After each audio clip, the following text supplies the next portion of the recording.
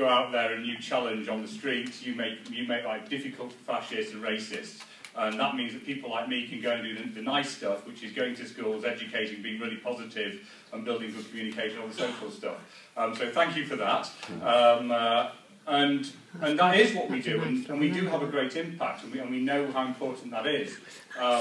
Because whilst people look at it and some are quite cynical and say, yeah, but can it really work? You know, Muslims and Jews, can you really get on? And we say, well, look, we got on for centuries.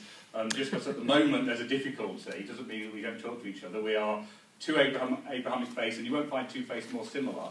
We have joint events sometimes, and we have the speaker, whichever speaker speaks first on any issue, be it on, for example, autopsies. The other one, the Jewish speaker speaks, says all about autopsies, and we can't do invasive surgery, and the Muslim speaker then gets up and says what he said. It's, you know, there are huge similarities. And that's where we need to focus, and that's when we go to schools and do our InterFaith work, which is educating young people at different faiths, and we'll go in as a Muslim and Christian together, or a Jew and a Sikh together, and we'll talk together, and the kids will see us together, talking in the same sort of language, talking about the fact that we are so similar, and they get it. They get the fact that the way that the media portrays all these divisions is just not true.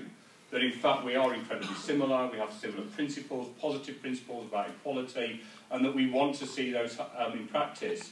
And that when the media focus on a minority and they say that this represents this faith and the other, that isn't it all about being nasty to each other, we know that's not true. And the kids get it, and we evidence the improvement there. So we think that's important, and one of the things that I try and do at the end of those sessions is challenge those young people. And if I'm speaking to a group of Muslims, I'll say, here's the challenge, that yes, you should challenge Islamophobia, but the real challenge for you as Muslims is when somebody says to something about a Jew and calls them a dirty Jew, that you'll stand up and say, not on my watch. And I say the same for Jews when they say things about Muslims, you'll say, not on my watch. And that's the important thing, and again, those young people get it, and that's what we seek to do. What we have seen in this country, of course, despite me saying, you know, that there's good things happening, is a rise in Islamophobia, a rise in Antisemitism, partly brought about by the way in which the media portrays what goes on. And it's a very sad thing. It is particularly sad when obviously we see incidents between the two communities. We work very hard to make sure that those things do not get blown out of proportion, regardless of what's happening, and I think that's incredibly important to do. But also we have to look at the causes. That it is ignorance and that we need to educate, that it is then the stirring up of these differences by groups like the EDL, and that we have to continue to educate, we continue to challenge. And again, that's something that I think that UAF do brilliantly and that we want to see. EDL do particularly try and split Muslims and Jews. They have, which is the most atrocious thing, a Jewish section, and it's an absolute shame. And every Jewish group, organised Jewish group, will say very clearly this is absolutely inappropriate. We know what they're about, and you said what the theme of this was. First they came. Well, they're coming for the Muslims at the moment. That's what the EDL are doing. They're spouting Islamophobia, regardless of whatever guise. When you get down to it, this is pure Islamophobia, this is pure hatred of Muslims.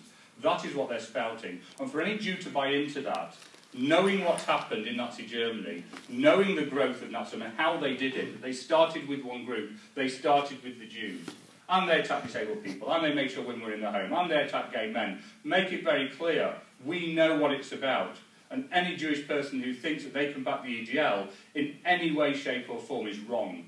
And we need to make that very clear. We do make that clear, and it's something that I hope the communities across the country will get, and that we will see the EDL wither and die very soon. In terms of the British National Party, the Jewish community was very active at the last European elections in trying to get out our vote to oppose Griffin. We weren't successful. The only thing I can tell you is when we looked at the areas in which we had campaigned where there were strong Jewish populations, we did pretty good in terms of turnout. Unfortunately, it wasn't enough. And it is about turnout. It's a ridiculous system that we have. I used to do stuff with the Electoral Reform Society. It's the worst system you can get. When somebody can get in on 8% in an 8-member seat, it's a nonsense. We know that. But it means we have to work harder. And we have to make sure that people don't just say it's another election that they can stay at home. It is relevant and it is important. And it's not just about Griffin in this country. It's about seeing what's happening across the whole of Europe. Be it Golden Dawn in Greece, the Ultras in Italy, and of course the recent incident with the stabbings of Tottenham fans because they were Jewish. The Front National in France, whoever it is, we see across Europe a rise in hatred against people because of their religion particularly, but also because of race.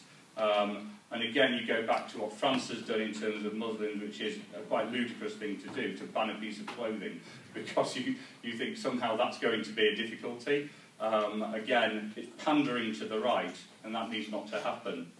And then we've just seen in Poland the banning of ritual slaughter, religious ritual slaughter. And that's the thin end of the wedge. You know when that starts to happen, that's how it started back in the 30s. But that's what they're after. And they know what they're doing, that's the first thing. And it's cloaked in animal rights or whatever else they can cloak it in.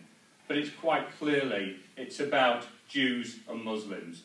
It's about pure racism. And that's where we need to say, absolutely, at the first port of call, no, we know what it's about, and we need to stop that. And we campaign very hard, Muslim Jewish Forum, right across Europe, meeting with our, again, we speak to our friends there, and we try and make sure that this message is getting out there. This is a reverberation of what happened in Nazi Germany. Don't let it happen. And it's where Muslims and Jews can stand side by side, because on ritual slaughter, religious ritual slaughter, or on circumcision, which is also under attack, we know the reality and we can stand side by side. We also know the evidence, of course. If anybody knows the work of Temple Grandin, who's quite an amazing woman, you can see the film, a couple of years ago, autistic woman who is the leading expert in slaughterhouses, and she's done the work, and she's proved that ritual slaughter is, in fact, when done properly, less painful for an animal than any other form of slaughter, and yet the evidence is ignored because that doesn't fit the rhetoric. And the same with circumcision. Again, you want to look at the evidence. Everybody knows circumcised children less prone to disease. But again, the evidence doesn't fit the rhetoric. But we need to make sure it does, and we need to get that word out. What I'm trying to say, I suppose, is we are seeing, unfortunately, nearly 70 years on, or 70 plus years on, echoes of what happened in Nazi Germany. And that's something that needs to be stopped. And it's stopped at every turn. If it's the EDL, if it's the BNP in this country, that's where we need to stop it. But we need to challenge it every turn. We need to get young people to challenge, and we need to support them in doing that. We're Muslim Jewish Forum. We work across Greater Manchester, but again, I was over in Leeds the other day looking to start up a group there. And hopefully we'll see groups spring up everywhere else. But those interfaith and multi-faith groups hopefully will work with you to make sure that message gets across. And I promise that I'll work with you to get that message across. Like I say, the work you do is remarkable. If ever you're having events not on a Saturday, I'll try and be there. Thanks very much.